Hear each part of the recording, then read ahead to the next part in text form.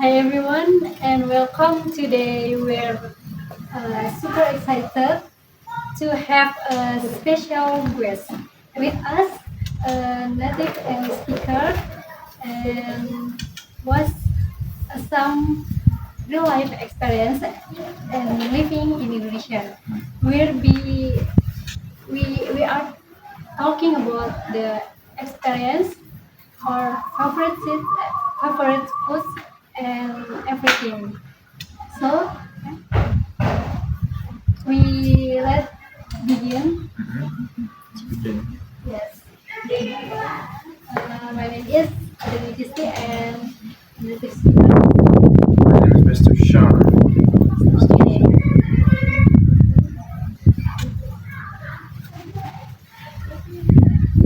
So the first my question is uh, how long you living in Indonesia and do you enjoy living in Indonesia and what which city or place in Indonesia you like and have you tried any Indonesian food?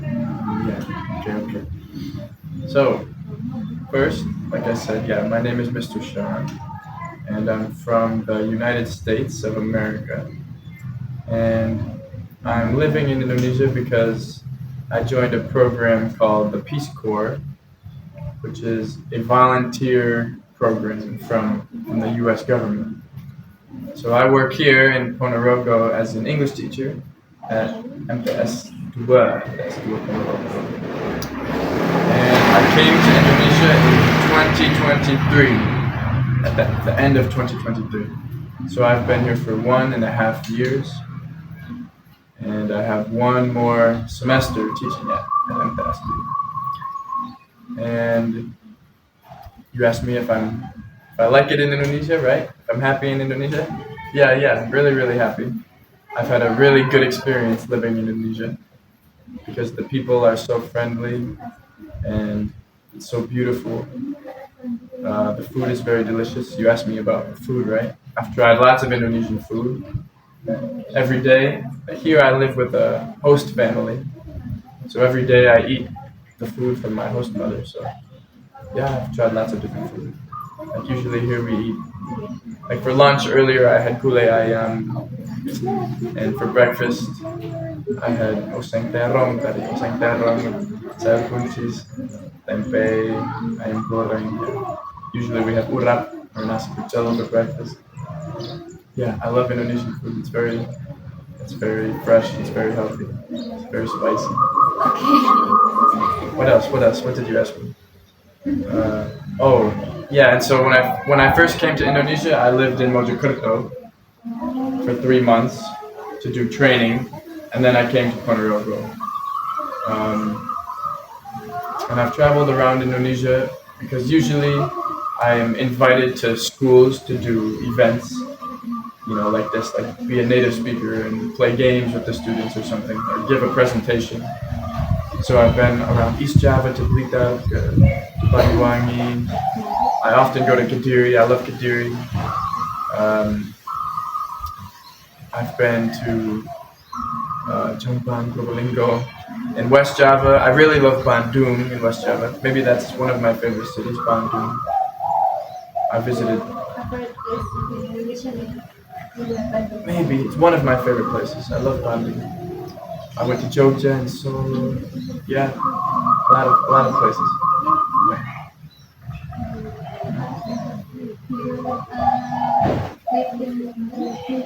I've been to Bali, but just on a study tour with MTS, with MTS, with my students for 3 days. On study tour, right? Going on the buses and just seeing some tourist sites. So not for a long time in Bali. And did you like some spicy foods in addition? Yeah, Like, I like spicy food, but not too spicy. Just a little bit spicy. just a little. Yeah, in the middle, sedang, right? Yeah. When I first came here, it took a long time for my stomach to adjust to become comfortable eating Indonesian food, spicy food. is my friends.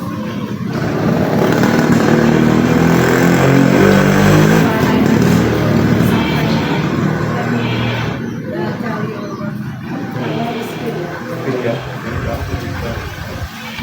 Okay, I want to ask you. You are a teacher, so how is teaching English here different from teaching in your home country? Maybe like the biggest challenges you're facing in the classroom. Yeah, yes, that's right. I teach English at Adriani. And actually, in the U.S., I never taught before. I mean, I had a little bit of experience as a tutor at university, but I never taught in a classroom like this. So it's a very different experience. That's why I did training in Mojokerto. I had training about how to teach in Indonesia, how to teach English. Um, so yeah, it's hard for me to compare in the U.S. and Indonesia. But I can say that my biggest challenges at MBS teaching are number one is working with a counterpart teacher. Do you know what I mean, counterpart? Like a partner. But when I teach in the class, I teach with one other teacher. We teach together because actually I'm not really a real teacher, just a volunteer, right? So I teach with another teacher, so we have to do our lesson planning together. We have to share the time in the classroom. So it's very difficult to work together equally to make the plans and to teach in the classroom. That's very difficult. Uh, yeah, I think that's my biggest challenge. How about language? Yeah, the language is, of course, it's difficult. For me, I can speak Indonesian okay, pretty well. So sometimes I mix language in the classroom, like some English and some Indonesian. Or because I'm with a partner, I will speak in full English, and then my counterpart, my partner, will teach. They will use Indonesian. So we use both languages in the classroom. Yeah, yeah, it's difficult, but uh, it's not too difficult with the language. I mean, the hardest part is again, yeah, working together with a teacher, trying to make it equal, make it fair, share the work. So,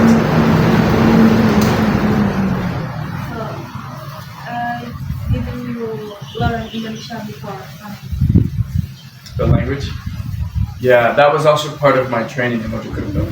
So for 3 months we lived there, also with a family, like here in Ponorogo. I lived with a host family in Mojokerto. So we learned about Indonesian language, Japanese culture. We learned about Islam also because we live in Muslim communities. Um, yeah, and we practiced teaching. We learned about the Indonesian education system and how to. We learned about the curriculum, about different types of schools, and we did some practice teaching at an SD, at an SMP, and S. Yeah, it's like that. Is it difficult to learn Indonesian language? Yeah, difficult.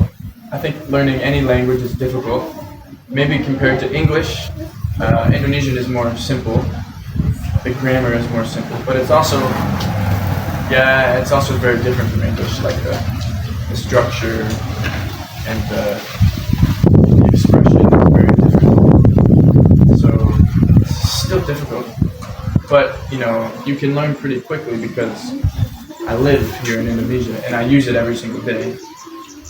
When I started learning in Mojokerto, I would take lessons in the morning with the teacher and then go home to my host family and directly use the language. So when you learn like that, it's easy to learn quickly. If you girls went to the U.S. and spoke English every day, you'd learn very, very quickly. Yeah. Bisa karena terbiasa. Yeah, right. You have to always practice. Use it every single day. And then how about the weather? In Indonesia, we have two seasons. seasons, but in the United States you have 4 seasons. Or, Did you unexpected about the season in here? yeah, but first I don't know your name yet. My name is Triana, but you can call me Yana. Yeah, no. Okay, yeah. Yeah, that's right. In the U.S., we have 4 seasons, but also it depends on where in the U.S. Like, for example, in my home in Michigan, you know Michigan? Have you heard of Michigan? No? Michigan is one state. You know, in the U.S., there are 50 states. State is like, they got a bike, yeah, like province, kind of like province in Indonesia. We have 50. Michigan is my state. In Michigan, we have 4 seasons, yeah. Winter, spring, summer, fall. So compared to Indonesia, or I should say compared to Michigan, Indonesia is very hot. Very, very hot. But if you go to the south of the US, like Florida, or if you go to the west, California, or yeah, like maybe you know about Texas, New Mexico, Arizona, those places are very, very hot, like Indonesia, very dry. There are some places that are like deserts, very dry. Florida is like very tropical, like Indonesia, humid and wet and hot. So it depends on where you are. But yeah, I was shocked by the weather. I'm not used to being hot all the time, like in Indonesia, always sweating. It's difficult to adjust to. Okay, the first question. Mm-hmm. If you could describe Indonesia in one word, what would it be? Indonesia in one word. The first word that I think of is generous, or like hospitality. I think because last week my family from the U.S. visited here in Indonesia. Actually, they just left yesterday. They left yesterday. I took them to the airport when I came back to Honolulu, and so they got to meet all of my friends in Indonesia, my family. I took them to Jogja and then Solo, and then we came to Ponorogo. And we went hiking on Gunung Lawu, and then we came to Mojokerto to meet my first host family where I did my training, and then I flew home from Chihuahua, from Surabaya. So yeah, they got to see, how kind all of my families are. They met everybody that's been taking care of me in Indonesia, providing me with food and a place to stay. Yeah, so generous, so kind. Indonesian people, I think, are so open and so good at sharing and taking care of each other. Yeah, it's a culture. It's very, very generous. That's what makes me so. One of the things that makes me so comfortable is that culture. Yeah. Okay, it was such a fun and insightful conversation from us. And thank you so much, Mr. Song, Yeah, you're welcome. and for sharing your personal experience and with us. Okay. Thank you. Yeah, you're welcome. It's my pleasure. It's We my really pleasure. appreciate your time and honesty. We've learned a lot today for cultural surprise and super good foods and personal experience. And once again, thank you for being here with us. Yeah, you're welcome. It's my pleasure. It's nice to meet you, Chris.